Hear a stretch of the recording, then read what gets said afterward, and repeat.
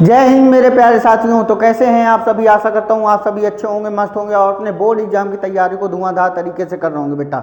लेकिन उस board exam से पहले आपको और एक एग्जाम से निकलना पड़ता है बेटा, जिसका नाम है अर्धवार्षिक परीक्षा यानी हाफ ईयरली एग्जाम। इस हाफ ईयरली एग्जाम का इतना महत्वपूर्ण क्यों है बेटा? क्योंकि इस बार 2026 में आपके 2000 जो एग्जाम होने वाला है उसके पहले जो आपका हाफ ईयरली होने वाला है बेटा, इसके मार्क्स आपके बोर्ड ऑफिस में मंगाए जा रहे हैं, यानी सारे स्कूल से उनका डाटा मंगवाया जाएगा। तो कहीं ना कहीं बेटा हाफ ईयरली आपके लिए इंपॉर्टेंट हो जाता है। इसलिए हाफ ईयरली बहुत से स्कूलों में अभी नहीं हुए हैं, बहुत स्कूलों में होने वाले हैं।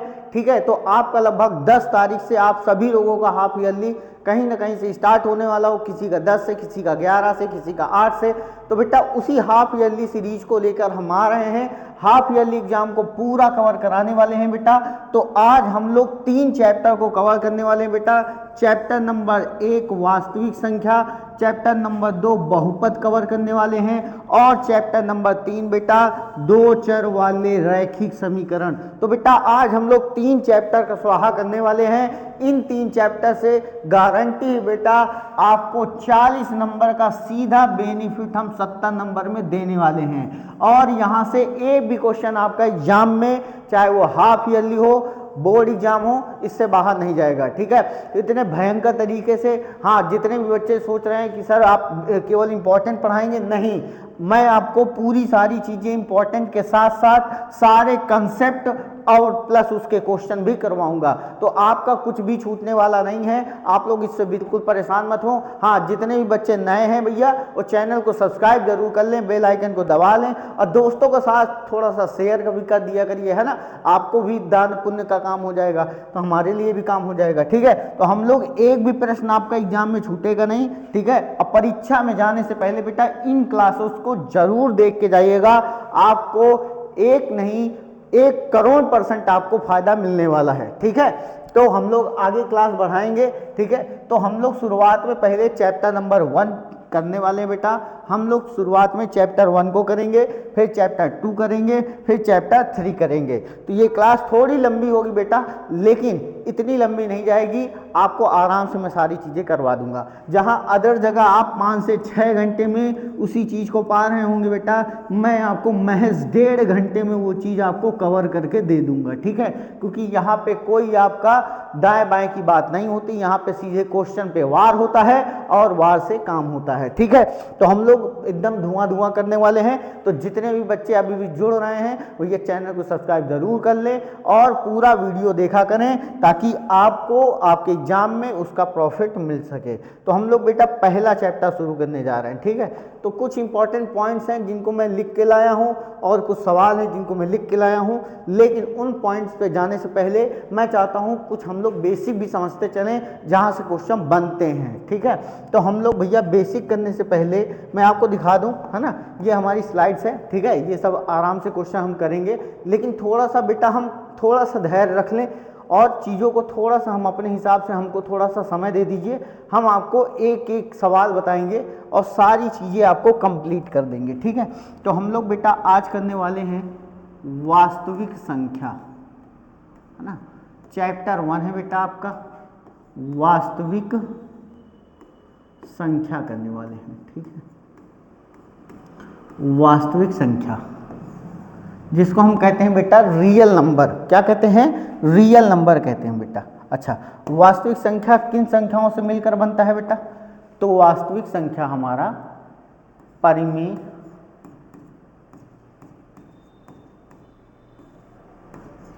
संख्या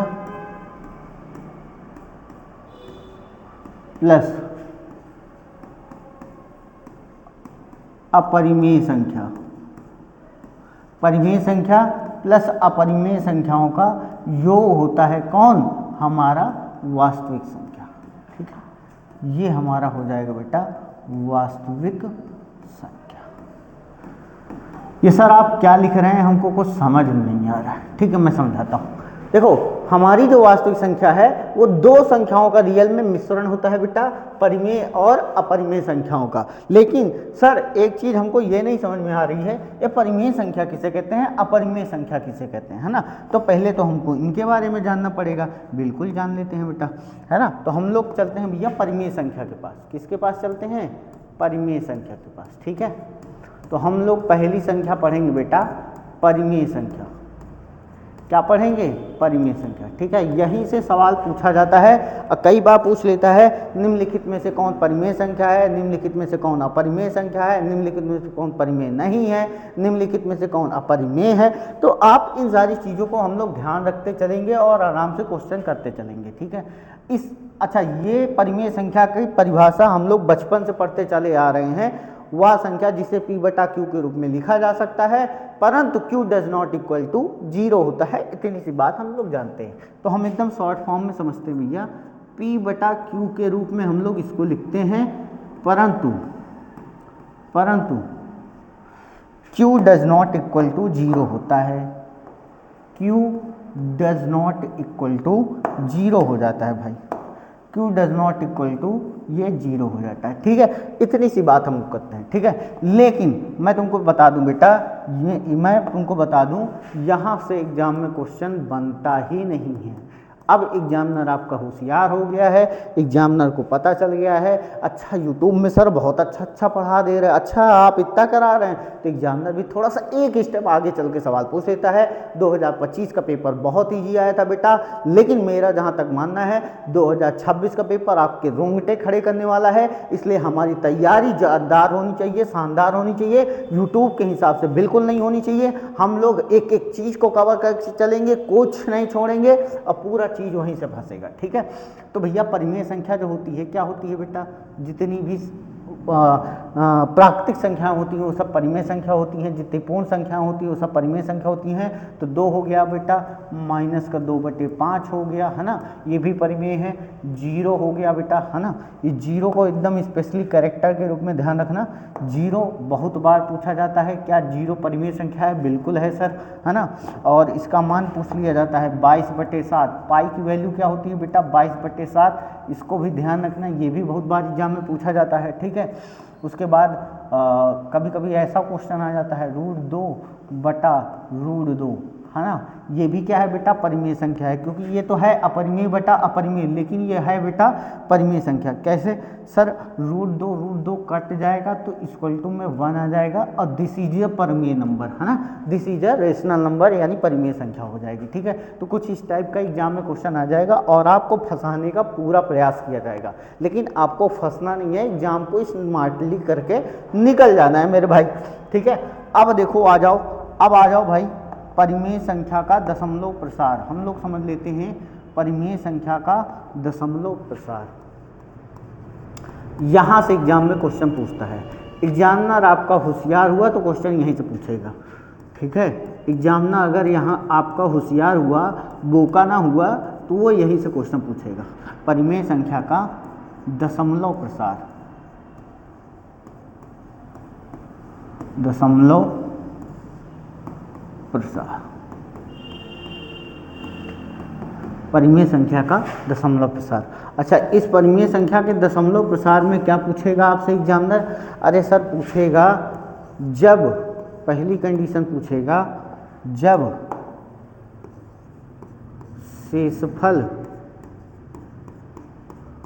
शेषफल शून्य प्राप्त हो जाए, शून्य प्राप्त हो जाए, तो वो क्या कहलाएगा बेटा, तो वो कहलाएगा परिमेय संख्या। परिमेय संख्या का दशमलव प्रसार कहलाएगा, यानी परिमेय संख्या कहलाएगी। सर कैसे आप ये बात कह रहे हैं, तो मेरी बात समझना, जब शेषफल शून्य प्राप्त हो जाए, यानी अगर बेटा मैं 2/5 लिखूं, अगर मैं 5 का 2 में भाग लगाऊं तो 0.4 आ जाएगा। बोलो आ जाएगा सर, 4 बार में भाग चला गया, 0 आ गया, यानी शेषफल 0 आ गया। कभी कभी बेटा आपको एग्जाम में ऐसा मिल जाएगा 0.237, ठीक है, ये भी बेटा परिमेय संख्या है। देखो लास्ट में भाग रुक गया, इसका मतलब ये परिमेय संख्या है। कभी कभी ऐसा आ जाएगा 0.378256, ठीक है, ऐसे करके नंबर आ जाएंगे। तो ये भी बेटा अपरिमेय संख्या है। अच्छा, ऐसे करके भाग चलता ही जाए, चलता ही जाए, चलता ही जाए, अलग अलग नंबर आते रहें, ठीक है, और लास्ट में मान लो 100 अंक तक गया, कितने 100 अंक तक, और भाग रुक गया, 100 अंक के बाद भी शेषफल अगर 0 आ गया तो वो भी क्या कहलाएगा बेटा, परिमेय संख्या कहलाएगा। एक टाइप तो आपने समझ लिया सर कि क्या, परिमेय संख्या का दशमलव प्रसार जब उसका शेषफल क्या प्राप्त हो जाए, शून्य प्राप्त हो जाए। अब हम सेकेंड टाइप इसका समझ लेते हैं भाई। सेकेंड टाइप क्या है, जब शेषफल शून्य ना प्राप्त हो। अच्छा, एक सेकेंड, इस दशमलव प्रसार को का नाम होता है बेटा, इस दशमलव प्रसार का नाम होता है शांत दशमलव प्रसार। कैसा होता है, शांत दशमलव प्रसार होता है, ठीक है, शांत दशमलव प्रसार। अब यहाँ पे आ जाओ, चलो, जब शेषफल शून्य ना प्राप्त हो, जब शेषफल शून्य ना प्राप्त हो, जब शेषफल क्या हो बेटा, शून्य ना प्राप्त हो, तो वैसी संख्या क्या कहलाती है, परिमेय संख्या कहलाती है। लेकिन उसका दशमलव प्रसार कैसा हो, अशांत हो। जैसे बेटा हम अगर 3 में,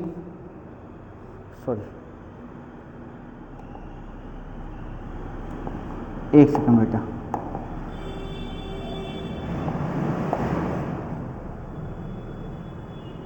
ठीक है, अगर हम 10/3 कर दें, है ना, तो इसको हम जब भाग लगाएंगे बेटा 3.333 आता रहेगा। आप ख़त्म हो जाएंगे, आपके पोते पोती ख़त्म हो जाएंगे, दादा दादी ख़त्म हो जाएंगे, लेकिन इसका भाग कभी नहीं ख़त्म होगा।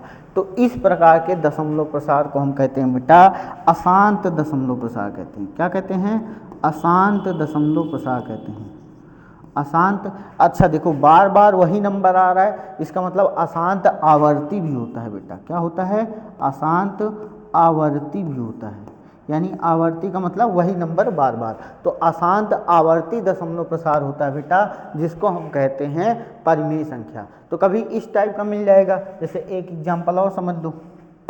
एक सेकंड, थोड़ा इसको छोटा करते हैं, है ना, थोड़ा इसको छोटा करने का प्रयास करते हैं ताकि आप समझ सकें, ठीक है।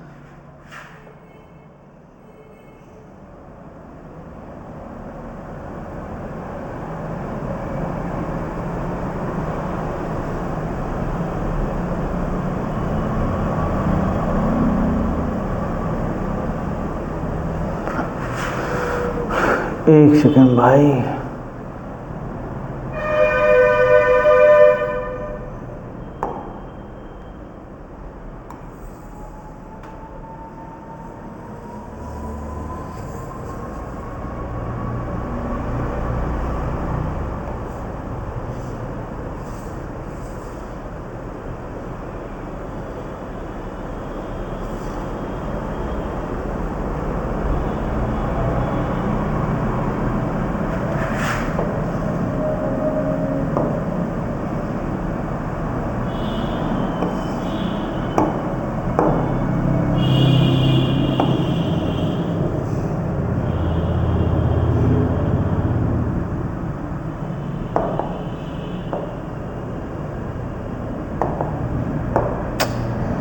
एक घंटा लगा था।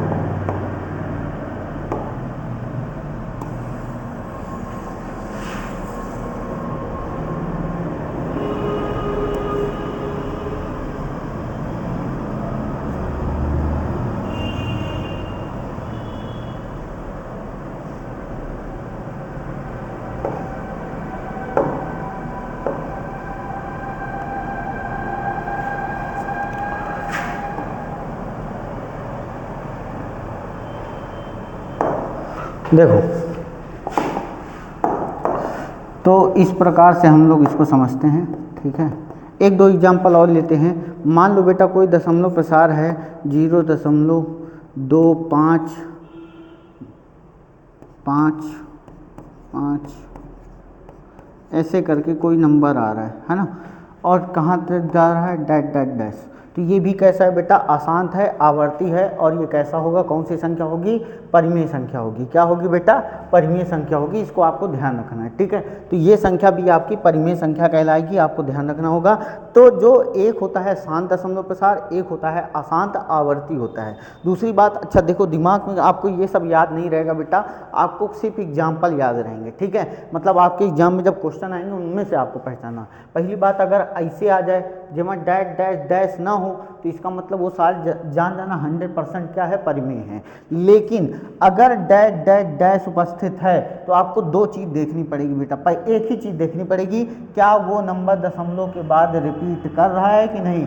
यदि उसकी पुनरावृत्ति हो रही है तो वो क्या है, परिमेय संख्या, और यदि पुनरावृत्ति नहीं हो रही बेटा तो वो 100% क्या है, अपरिमेय संख्या है। क्या है, अपरिमेय संख्या। जैसे मान लो एक एग्जाम्पल और ले लो, 1 0 1 0 0 1 0 0 1 ऐसा करके। तो ये भी क्या है बेटा, ये भी क्या है आपका, परिमेय संख्या। क्या है, परिमेय संख्या, ठीक है। तो आपको इनको ध्यान रखना पड़ेगा, है ना, आपको इसको ध्यान रखना पड़ेगा, ठीक है। अब हम देखते हैं बेटा अपरिमेय संख्या। क्या देखते हैं, अपरिमेय संख्या।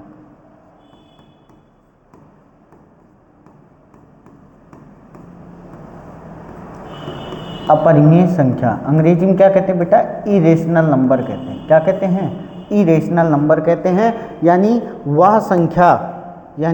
वह संख्या जिसे p/q के रूप में नहीं लिखा जा सकता, है ना। तो ये क्या होता है, अपरिमेय होता है। जैसे में बेटा ध्यान रखना आप लोग, जितनी भी अभाज्य संख्याएं हैं, यदि वो वर्गमूल के अंदर हों तो वो क्या कहलाती हैं, अपरिमेय संख्या। जैसे √2, √3, √5, √7, है ना।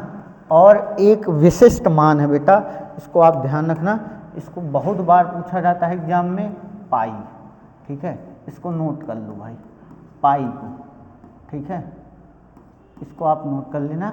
ये पाई भी आपको कई बार एग्जाम में पूछा जाता है। जबकि पाई की वैल्यू 22/7 है तो वो परिमेय होता है, लेकिन पाई खुद क्या है, अपरिमेय, ठीक है। चलो अब हम लोग देखते हैं बेटा अपरिमेय संख्या का दशमलव प्रसार। अपरिमेय संख्या का दशमलव। अच्छा, कुछ लोग सोच रहे होंगे सर आप क्वेश्चन की प्रैक्टिस नहीं करा रहे हैं। बेटा थ्योरी सीख लो, आपको 100% रिवीजन हो जाएगा, और प्लस आपके बोर्ड एग्जाम में 1 करोड़% फ़ायदा भी देगा, ठीक है। दशमलव प्रसार, तो यहाँ से आपके एग्जाम में धड़ाधड़ क्वेश्चन पूछे जाते हैं, आप इनको कर पाएंगे, अन्यथा आप भी उन्हीं लाइन में खड़े होंगे। जब पेपर कठिन आएगा तो आप भी रो रहे होंगे, बाद में पछता रहे होंगे, काश पढ़ लिया होता तो शायद आज ये दिन ना देखना पड़ता, ठीक है। तो अपरिमेय संख्या का जो दशमलव प्रसार होता है बेटा, पहली बात तो वही पूछ लिया जाता है कैसा होता है। तो बेटा वो अशांत होता है और अनावर्ती होता है। बेटा ध्यान रखना, अशांत होता है और कैसा होता है, अनावर्ती होता है। अशांत होता है और अनावर्ती होता है। एग्जाम्पल समझ लो भाई, एग्जाम्पल समझ लो। क्या है एग्जाम्पल सर, जैसे मान लो 0.2, 3, 5, 6, 3, 2, 8, 6 एंड सो ऑन। ये अब इसमें बताओ क्या कोई ऐसा नंबर है जो परफेक्टली एक बार आ रहा हो, मतलब रिपीट कर रहा हो, नहीं है। सर कहाँ तक जा रहा है, अनंत तक जा रहा है। इसका मतलब ये क्या हो गया भाई, अशांत हो गया, अनावर्ती हो गया। कैसा हो गया, अशांत हो गया, अनावर्ती हो गया। ये पूछा जाता है आपसे जो, मान लो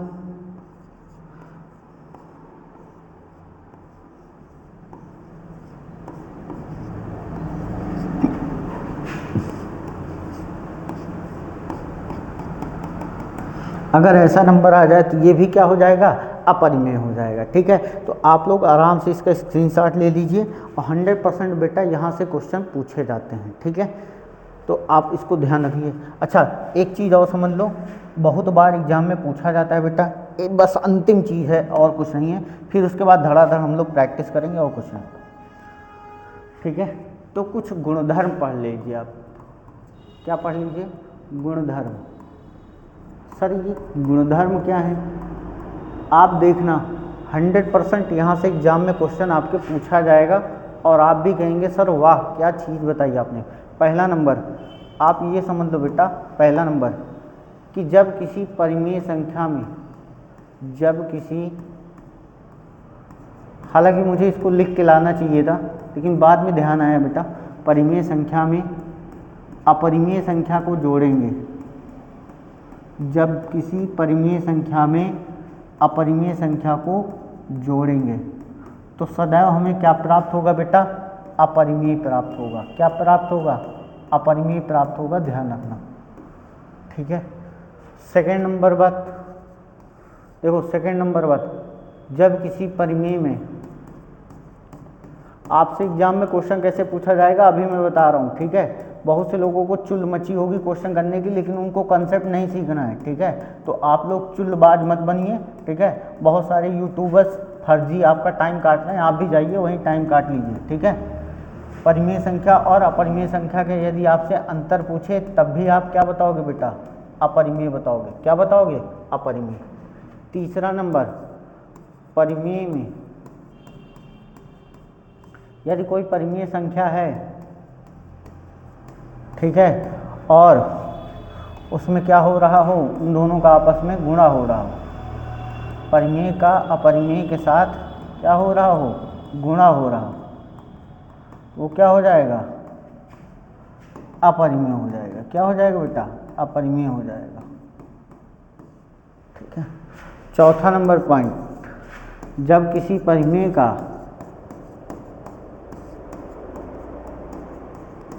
ठीक है, भाग दे दें अपरिमेय में, ठीक है, तब भी हमें क्या प्राप्त होगा? अपरिमेय प्राप्त होगा बेटा। क्या प्राप्त होगा? अपरिमेय ही प्राप्त होगा, ठीक है। आप इन पॉइंट्स को ध्यान रखना, 100% आप देखेंगे 2025 में क्वेश्चन बना है, 2026 में भी बनेगा, ठीक है। तो आप इनको ध्यान रखना। अच्छा, कुछ पॉइंट और हैं जो हमारी तरफ से ले लो, है ना। कुछ गुणधर्म यहाँ तक, है ना, कुछ गुणधर्म यहाँ तक, ठीक है। तो आप आगे भी ध्यान रखना उनका। पहला नंबर, अगर मान लो अपरिमेय प्लस अपरिमेय हो जाए, अपरिमेय प्लस अपरिमेय हो जाए, ठीक है, तो क्या आएगा? अपरिमेय। बोलो सर इसमें कौन सी बड़ी बात है? अभी हम बताते हैं। अगर अपरिमेय का घटाना हो जाए अपरिमेय के साथ, अगर अपरिमेय संख्या का अपरिमेय संख्या में अंतर ले लिया जाए तो क्या आएगा? बता दो जरा। इस चीज़ को आप कमेंट्स करिए वीडियो पॉज करके, तो हम जाने। पर्सनली मैं देखूंगा कौन सही दिया। तो ये आएगा बेटा, अपरिमेय भी आ सकता है और परिमेय भी आ सकता है। तो ऑप्शन में होगा बेटा ए और बी दोनों, ठीक है। कैसे सर? मान लो एक अपरिमेय है √2 और एक अपरिमेय है √3, तो सर इसको घटाएंगे तो अपरिमेय ही आएगा। बोलो सही है।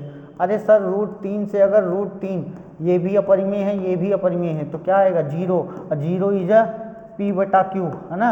0 इज p/q यानी परिमेय संख्या है। 0 क्या है? परिमेय नंबर है, ठीक है।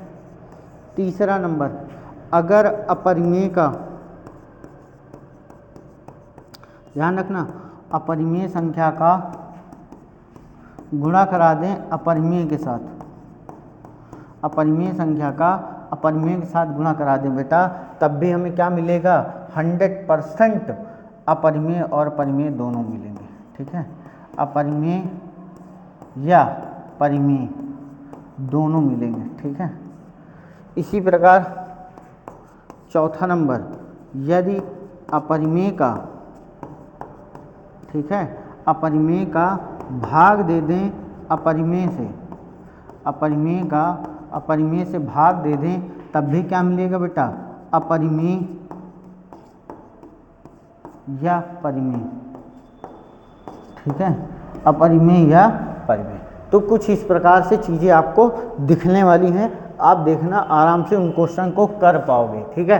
तो इसको भैया स्क्रीनशॉट जरूर ले लो, आपके लिए वेरी इंपॉर्टेंट है, ठीक है। ऐसा कंटेंट आपको कहीं नहीं मिलने वाला है, सिर्फ भर भर के आपको इसी चैनल में मिलने वाला है, क्योंकि यहाँ तैयारी बाजार देख के नहीं शिद्दत से कराई जाती है, ठीक है। चलो हम लोग चलते हैं भाई। अगर कभी कभी एग्जाम में क्वेश्चन पूछ लेता है भाई, ठीक है, ध्यान रखना, कभी कभी एग्जाम में क्वेश्चन पूछ लेता है प्रत्येक धनात्मक विषम पूर्णांक, तो वो हमेशा कैसा होता है बेटा, 2q+1 के रूप में होता है। यहाँ q की जगह तुम कोई भी नंबर उठा के रखोगे, 0, 1, 2, 3, जो भी नंबर रखोगे बेटा वो हमेशा एक विषम नंबर देगा। जैसे 0 रखोगे तो बेटा एक विषम है, 1 रखोगे तो बेटा क्या हो जाएगा, 3 हो जाएगा, 2 रखोगे 2 दूनी 4 5 हो जाएगा। तो ऐसे करके हर बार एक विषम संख्या ही आएगी, ठीक है। अगर कभी कभी ये पूछ लेता है बेटा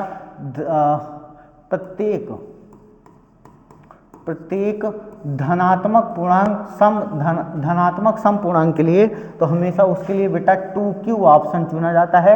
2q में अगर हम q की जगह बेटा 0 हटा के कोई भी नंबर ले लें, 1 ले लो, 2 ले लो, 3 ले लो, ऐसे करके अंशवान, तो बेटा 1 की जगह 2 आएगा, 1 q की जगह 2 रखोगे 4 आएगा, 3 रखोगे 6 आएगा, कहीं ना कहीं ये सम पूर्णांक देगा आपको, ठीक है। और किन्हीं दो धनात्मक पूर्णांकों यानी a और b के लिए HCF A, B गुणे LCM A, B A cross B के बराबर होता है। ये आप ध्यान रखना, HCF देखो, HCF A, B गुणे LCM A, B बराबर A क्रॉस B के बराबर होता है बेटा। ये चीज़ क्वेश्चन पूछा जा चुका है आपसे एग्जाम में, तो आप इसको ध्यान रखना, ठीक है। आपसे एग्जाम में पूछा गया है तो आप इसको ध्यान रखना, आपके एग्जाम में भी पूछा जा सकता है। चलो अब आगे बेटा हम पहले नंबर के सवाल पे, अब हमारी क्वेश्चनों से लड़ाई स्टार्ट हो चुकी है, ठीक है। तो कह रहा है अभाज्य गुणनखंड विधि द्वारा, अभाज्य क्या लिखता है यार, पता नहीं क्या लिखते हैं, अभाज्य गुणनखंड विधि द्वारा 96 और 404 का HCF ज्ञात कीजिए और LCM ज्ञात कीजिए। तो अभाज्य गुणनखंड करते हैं सर, है ना, 96 को तोड़ते हैं और 404 को तोड़ते हैं। तो भैया 96 को तोड़ेंगे तो बताओ, 2 से तोड़ेंगे, लास्ट का अंक अगर 0 हो, 2 हो, 4 हो, 6 हो, 8 हो, तो इसका मतलब हम किससे तोड़ेंगे, 2 से। 2 चौको 8 हो जाएगा, 2 8 16 हो जाएगा, लास्ट का अंक 8 है, तो मतलब 2 से 2 दूनी 4, 2 चौको 8, 4 है, 2 से टूटेगा, 12 दूना 24, फिर किससे टूटेगा भाई, 2 से टूटेगा 6 बार में, फिर किससे टूटेगा, 2 से टूटेगा 3 बार में, फिर किससे टूटेगा, 3 से टूटेगा सर 1 बार में। तो ये टूट गया भाई। अब यहाँ पे आ जाओ, 404 जरा 2 से तोड़ो, 2 दूनी 4, 0, 2 दूनी 4, फिर टूटेगा भाई 2 से, 2 1 2, 0 1। तो ये आपका कहीं ना कहीं यहीं तक आपका जाने वाला है, ठीक है। इसके बाद क्या करेंगे हम, 96 के गुणनखंड लिखेंगे सर, लिख लो 96 गुणनखंड, 1 2 3 4 5 बार तो 2 आया है, 1 2 3 4 5 और 6वीं बार 3 आया है। 404 को लिख लेते हैं बेटा। तो 404 में 2 बार 2 आया है और 1 बार 101 आया है, जो कि अभाज्य संख्या है, किसी से कटेगा नहीं। तो हम लोग भैया LCM लिखने वाले हैं। क्या लिखने वाले हैं, पहले HCF लिखेंगे, पहले हम लोग HCF लिखेंगे किसका सर, 96, 404 का। तो हम लोग जब LCM लिखेंगे सर, तो जो कॉमन होगा वही लिखा जाएगा। तो कॉमन क्या है आपका, ये 2 कॉमन है, कॉमन क्या है, ये 2 कॉमन है, इन दोनों लाइनों में जो कॉमन होगा वही लिखा जाएगा, यानी 2 गुणे 2 कॉमन है, 4 इसका आंसर हो जाएगा। अगर HCF पूछता हमसे, लेकिन LCM भी पूछ लिया सर, तो LCM जब निकालेंगे 96, 404 का, तो कहीं ना कहीं ये आने वाला है। तो पहले जो कॉमन है उसको लिख लो, 2 गुणे 2, फिर उसके बाद बेटा ऊपर के 3 2, ठीक है, और 1 3, और 101, ये तो आप इनका गुणा करा दीजिए, जो आएगा बेटा वही इसका आंसर होने वाला है। तो आप लोग इसका गुणा करा दे रहे हैं, 2 दूनी 4 दूनी 8 दुनाई 16 दुनाई 32, 32 गुणे 3 गुणे 101 है ना, 101, इसका आप गुणा करा देना, जो आएगा वही आंसर हो जाएगा। ठीक है, तो ये कहीं ना कहीं से आपको सिर्फ मेथड सीखना है, आपको तरीके सीखने हैं और आपको क्वेश्चन को नज़रिया को पकड़ना है। ठीक है, आप लोग स्क्रीनशॉट ले लीजिए, एक बार जल्दी से स्क्रीनशॉट ले लीजिए। चलो भाई अगला सवाल क्या कह रहा है, अगला सवाल कह रहा है 672 का 120 का भाज्य गुणनखंड विधि द्वारा एलसीएम एचसीएफ ज्ञात करना है। चलो भाई हम लोग निकालते हैं एलसीएम। तो 6 का निकालो भाई, 6 के अभाज्य गुणनखंड 2 3 6, 3 एकन्नम 3, 72 के करो जरा, 72 के अभाज्य गुणनखंड 2 से काटोगे, 2 3 6, 2 6 12, फिर 2 से काटोगे 18 दुनाई 36, फिर 2 से काटोगे 2 9 18, फिर 3 से काटोगे 3 त्रिक 9, फिर 3 से काटोगे सर 1 आ जाएगा। उसके बाद 120, 120 का गुणनखंड करोगे 60 दुनाई 120 होता है सर, 30 दुनाई 60 होता है, 15 दुनाई 30 होता है और 3 पचे 15 होता है, 5 एकन्नम 5 होता है। तो ये हो गया आपका गुणनखंड है ना। तो हम लोग लिख लेते हैं पहले 6 के गुणनखंड, तो 2 गुणे 3 होता है, फिर लिख लेते हैं 72 के गुणनखंड, तो 2 गुणे 3 2 है, नहीं 1 2 3, 3 2 और 2 ठो 3 है। उसके बाद 120 आ गया, 120 का गुणनखंड करने जाओगे 3 2 है, 1 3 1 5, 2 गुणे 2 गुणे 2 गुणे 3 गुणे 5। ठीक है, तो ये होने वाला है आपका कहीं ना कहीं। तो आप एचसीएफ ले लो, एचसीएफ 6 कामा 72 कामा 120। ठीक है, तो भैया 2 कामन ले लो। ठीक, तो ये 2 आ गया। और क्या कॉमन है, देखो 3 यहाँ है, 3 यहाँ है, 1 3 यहाँ है, 1 3 कॉमन आ जाएगा। इससे ज़्यादा वो कुछ कॉमन आएगा नहीं आएगा। ठीक है, हमसे एलसीएम भी पूछा है तो हम एलसीएम भी लिख लेंगे। 6 कामा 72 कामा 120 का एलसीएम भी पूछ लेगा, तो पहले हम 2 लिख लेंगे, 3 लिख लेंगे, नीचे क्या बचा ये 2 गुणे 2 गुणे 3, फिर यहाँ पे क्या बचा भाई, ये 2 बचा, 1 5 बचा, 2 गुणे 2 गुणे 5। इसको हल करेंगे तो ये आ जाएगा 5 दुनाई 10 दुनाई 20 3 60, 60 दुनाई 120, 120 दुनाई 240 और 24 तिक का 72, 720, 720 दुनाई 1440 इसका आंसर हो जाएगा, है ना। 1440 इसका आंसर हो जाएगा। तो इस प्रकार बेटा हम लोग क्वेश्चन करने वाले हैं। हालांकि ये सारे क्वेश्चन आपको बहुकल्पी मिलेंगे या आपको 2 नंबर में देखने को मिलेगा।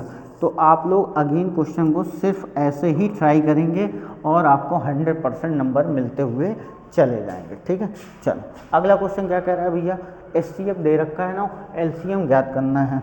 ठीक है, तो हमने पढ़ाया था, क्या पढ़ाया था सर, आपने कुछ पढ़ाया था है ना, 2 संख्याओं का गुणनफल, सूत्र याद रखना, 2 संख्याओं का गुणनफल बराबर उन्हीं संख्याओं का एचसीएफ गुणे एलसीएम, यानी उन्हीं संख्याओं का एलसीएम गुणे एचसीएफ के बराबर होता है। हमको निकालना है सर एलसीएम, क्या निकालना है एलसीएम। तो बताओ इन दोनों संख्याओं का, अब मान लेते हैं दोनों संख्याएं, एक फर्स्ट नंबर है, एक सेकंड, यानी पहली संख्या गुणे दूसरी संख्या बटा हो जाएगा एचसीएफ। सर इस सवाल में हमसे पूछा क्या है, एलसीएम पूछा है, किसका पूछा है, 306 कामा 657 का। ठीक है, तो हमने पहली संख्या क्या है हमारी, पहली संख्या क्या है सर हमारी, पहली संख्या है हमारी 306 है ना। दूसरी संख्या क्या है बेटा 657 और एचसीएफ कितना दे रखा है भाई 9 दे रखा है। कट्टम पिट्टम मचाएंगे तो 963 हो जाएगा बेटा, फिर 9 7 63 2, 9 त्रिक 27 हो जाएगा। अब 306 का 27 में गुणा करा देना, जो आएगा वही आपका आंसर कहलाएगा। ठीक है, तो ये आपका काम है, आप लोग गुणा भाग कर लेना। ठीक है, सवाल आसान है बेटा, सवाल में कोई दिक्कत होने वाली आपको नहीं है ना। कह रहा है व्याख्या कीजिए कि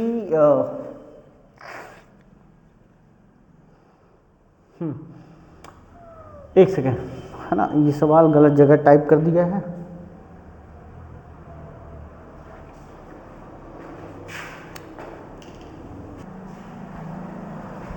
देखो भाई, तो इसको थोड़ा सा मैं अभी क्या करता हूँ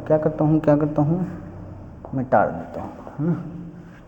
इसको मैं थोड़ा सा अभी करता हूँ इरेज।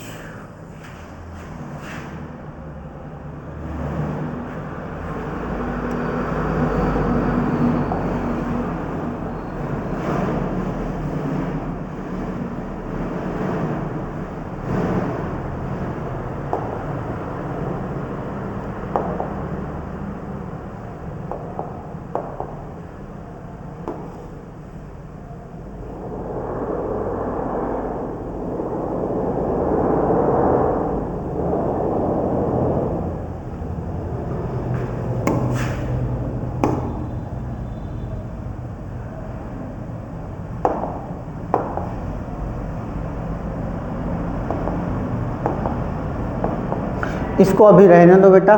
ठीक है, सबसे ऊपर वाले सवाल को हम लोग करते हैं। ठीक है, सवाल क्या कह रहा है, व्याख्या कीजिए कि ये भाज्य संख्याएं क्यों हैं। तो भैया पहली नंबर की व्याख्या सोच लो, 7 × 11 × 13 + 13। ठीक है, हमसे पूछ रहा है भाई ये नंबर भाज्य क्यों है। तो हम ये नंबर भाज्य क्यों हैं, सबसे पहले इनको देख लेते हैं। 13 कॉमन ले लेते हैं सर, तो 13 के अंदर 7 × 11 और +1 मिलने वाला है। तो आप इस 13 को 13 ही रहने दो, 11 × 7 = 77, 1 78 आपको मिलने वाला है। तो सर यहाँ से कुछ हमको कहानी समझ में आ रही है। ये 13 भाई अभाज्य नंबर है, ये 13 क्या है बेटा, अभाज्य नंबर है। ये 78 क्या है सर, भाज्य नंबर है। और ये जब जब भाज्य और अभाज्य का टकराव आपस में हुआ है, प्रकृति ने एक ही चीज़ बताया है, क्या, कि ये दोनों आपस में भाज्य संख्याएं प्राप्त होंगी। तो यहाँ पे एक नोट पॉइंट लिख लो सर। क्या नोट पॉइंट बेटा, नोट पॉइंट ये लिख लो, जब कभी भाज्य और अभाज्य आपस में टकराएंगे तो चूर चूर हो जाएंगे। यानी जब कभी अभाज्य संख्या का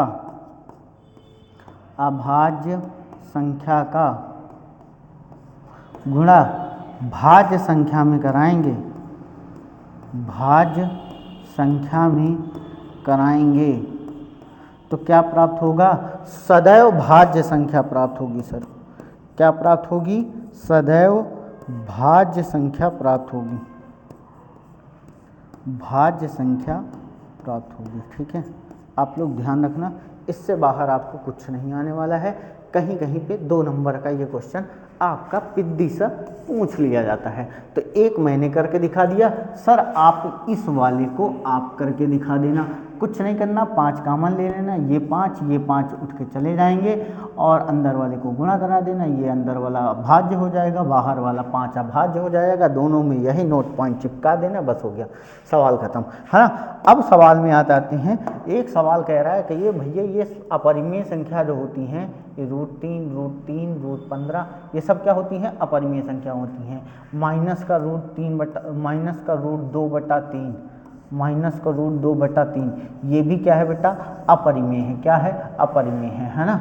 और ये 0 ये भी क्या है, अपरिमेय संख्या है। तो ये कभी कभी एग्जाम्पल में पूछ लिए जाते हैं बेटा।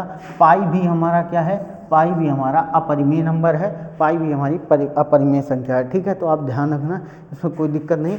एक 0 बता दो भाई, तो 0/1 हो सकता है, इसका मतलब ये क्या है बेटा, परिमेय है। क्या है, परिमेय है, ध्यान रखना। ठीक है, 0 क्या है, परिमेय है। ठीक है, तो ये भी बहुत पूछा जाता है, तो आप लोग इसको ध्यान रखना। अगला कह रहा है सिद्ध कीजिए कि √3 एक अपरिमेय संख्या है। ठीक है, तो हालांकि सिद्ध करने वाले सवाल मैंने कराए हैं, लेकिन आपको मैं फिर से ये सवाल करवाऊंगा, उसके बाद ये चैप्टर हो जाएगा समाप्त, है ना।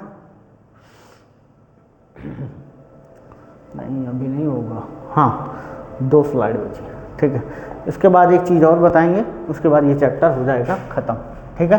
तो कह रहा है √3 एक अपरिमेय संख्या है। चलो भाई सिद्ध करते हैं इसको, है ना।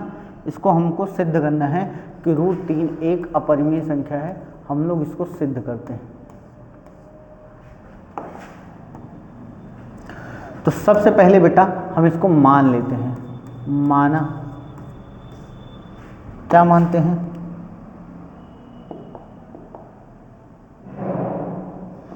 माना √3 एक परिमेय संख्या है। क्या मान लेते हैं बेटा? √3 एक परिमेय संख्या है। और जैसे ही √3 परिमेय मानेंगे तो क्या हो जाएगा? √3 को हम P/Q के रूप में लिख सकते हैं। बोलो लिख सकते हैं कि नहीं? अब यहाँ लिखेंगे जहाँ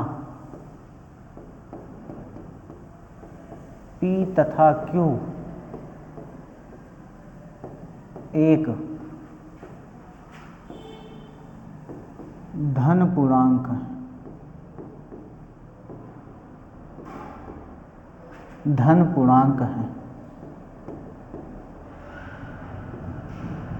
ठीक है। जहाँ P तथा Q एक धन पूर्णांक है, ठीक है, तथा HCF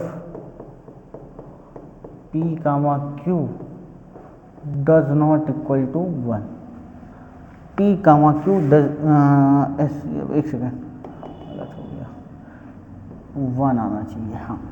यानी इन दोनों का HCF क्या आना चाहिए? 1 आना चाहिए, अगर ये परिमेय संख्या है, ठीक है। हमको लास्ट में यही दिखा देना है कि इनका जो है HCF क्या है, 1 के बराबर नहीं आएगा। यानी जो हम मानेंगे उसी का विरोधाभासी स्थिति आ जाएगी। बस हम वहीं से सवाल को हल कर लेंगे, ठीक है। अब क्या करेंगे भाई? इसका तिरछा गुणा करा देंगे, इसका यहाँ गुणा, इसका यहाँ गुणा। तो सर करा दो गुणा, तो P बराबर आ जाएगा √3 × Q, ठीक है। इक्वेशन नंबर 1 आ जाएगी। अब हम क्या करेंगे? समीकरण 1 का दोनों पक्षों में वर्ग करने पर, क्या करने पर? वर्ग करने पर। चलो भाई करो वर्ग।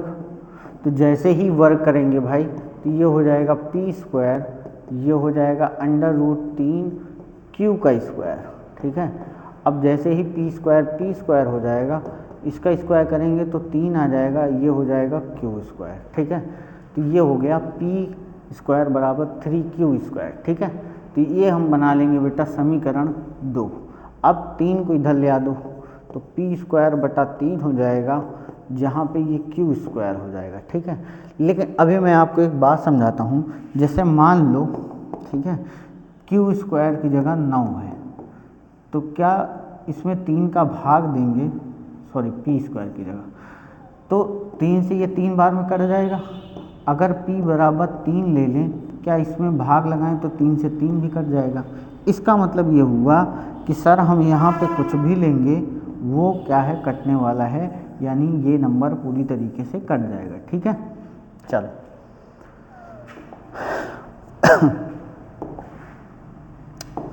अब देखो लिखेंगे, चूँकि P² में 3 से विभाजित करने पर, P² में 3 से भाग करने पर, P² में 3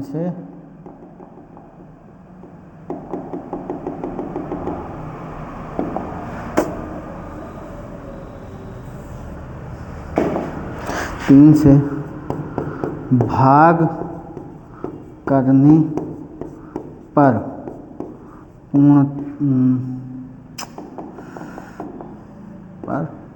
विभाजित हो जाता है।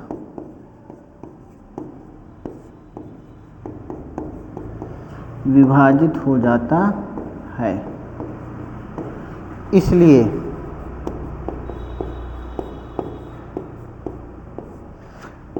P में 3 से भाग करने पर पूर्णतः विभाजित होगा, पूर्णतः विभाजित होगा। ये लाइन आपको लिखनी पड़ेगी, ठीक है। उसके बाद हम लोग चलते हैं,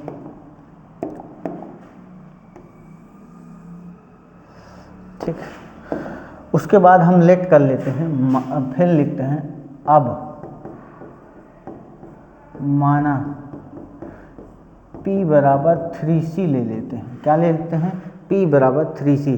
अच्छा, यहाँ पे 3C ही क्यों लिया गया है? आप इसको कुछ भी ले सकते हैं, लेकिन यहाँ पे P आ चुका है इसलिए यहाँ पे हमने P लिया। 3C क्यों लिया बेटा? हमको क्या सिद्ध करना है?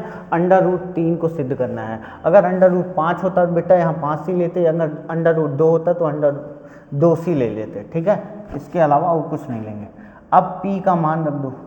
P का मान क्या है भाई? √3 गुणे Q बराबर 3C। कहाँ से आया ये? समीकरण 1 से। कहाँ से? समीकरण 1 से। अच्छा, तो फिर दोनों पक्षों का वर्ग कर दो। दोनों पक्षों का वर्ग करने पर, तो जैसे ही वर्ग करेंगे तो क्या हो जाएगा? √3Q का होल स्क्वायर बराबर 3C का होल स्क्वायर। अच्छा, √3 का इसका होल स्क्वायर करेंगे तो क्या हो जाएगा बेटा? 3 हो जाएगा, और ये हो जाएगा Q स्क्वायर। इसका स्क्वायर करेंगे, ये क्या हो जाएगा? 9C स्क्वायर, ठीक है। तो 3 से ये कट जाएगा 3 बार में, तो Q स्क्वायर बराबर क्या आ जाएगा? 3C स्क्वायर हो जाएगा।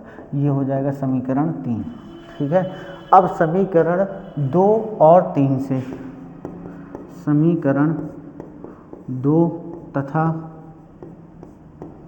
समीकरण 3 से क्या हो जाएगा? P स्क्वायर बराबर 3Q स्क्वायर, और यहाँ पे हो जाएगा Q स्क्वायर बराबर 3C स्क्वायर। अगर मैं इसका HCF ले लूँ P कामा Q का, तो सर इसका HCF 3 आ जाएगा, जो कि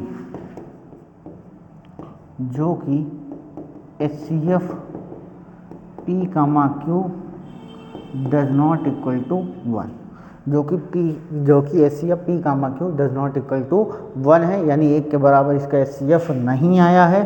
अतः जो हमने माना वह इसकी अतः हम मानी गई संख्या परिमेय संख्या न होकर अपरिमेय संख्या है। हम लिख देंगे क्योंकि यह स्थिति विरोधाभास की स्थिति को प्रदर्शित करता है, इसलिए मानी गई संख्या परिमेय संख्या न होकर अपरिमेय संख्या है। अतः √3 एक अपरिमेय संख्या है। तो इस भाषा को भी थोड़ा सा लिख देंगे। इस कंडीशन के बाद आपको कुछ नहीं लिखना, बस एक लाइन लिखनी है, क्योंकि यह स्थिति विरोधाभास की स्थिति को प्रदर्शित करता है, जो कि मानी गई संख्या परिमेय संख्या न होकर अपरिमेय संख्या है। अतः √3 एक अपरिमेय संख्या है, ठीक है। तो ये आपका सवाल हो गया, ये आपको स्क्रीनशॉट ले लीजिए बच्चा, ठीक है। आप लोग इसके स्क्रीनशॉट ले लीजिए। हम लोग अगले सवाल पे चलते हैं, ठीक है। अगले सवाल में हम लोग चलते हैं। ले लिया?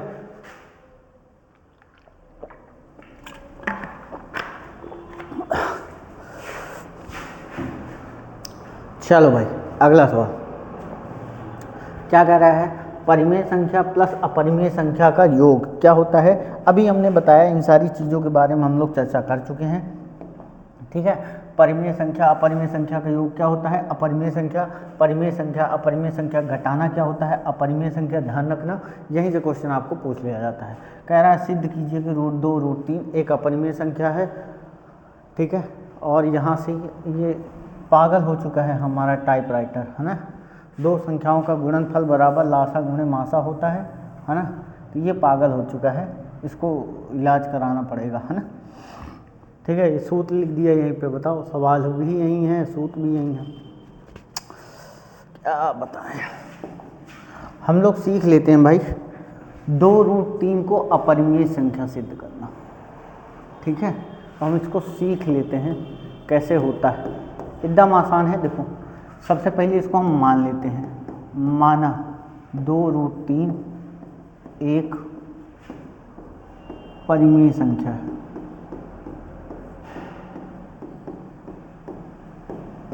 ठीक है, और अगर ये परिमेय है तो इसको बेटा हम P/Q के रूप में लिख सकते हैं, जहां P, Q एक धन पूर्णांक है,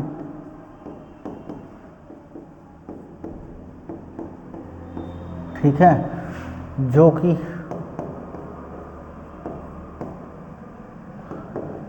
HCF of P, Q equal to 1 है। अच्छा, इसको उधर भेज दो तो √3 बराबर क्या हो जाएगा, P/2Q। चूंकि P/2Q एक परिमेय संख्या है, परिमेय संख्या है, ठीक है, परंतु √3 एक अपरिमेय संख्या है, ठीक है, √3 एक अपरिमेय संख्या है, ठीक है। तो क्या होगा, क्योंकि यह स्थिति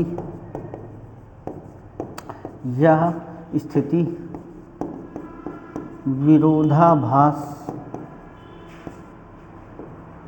की स्थिति को प्रदर्शित करता है, अतः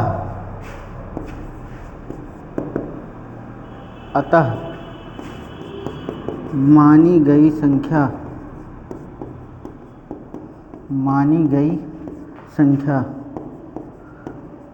परिमेय संख्या न होकर अपरिमेय संख्या,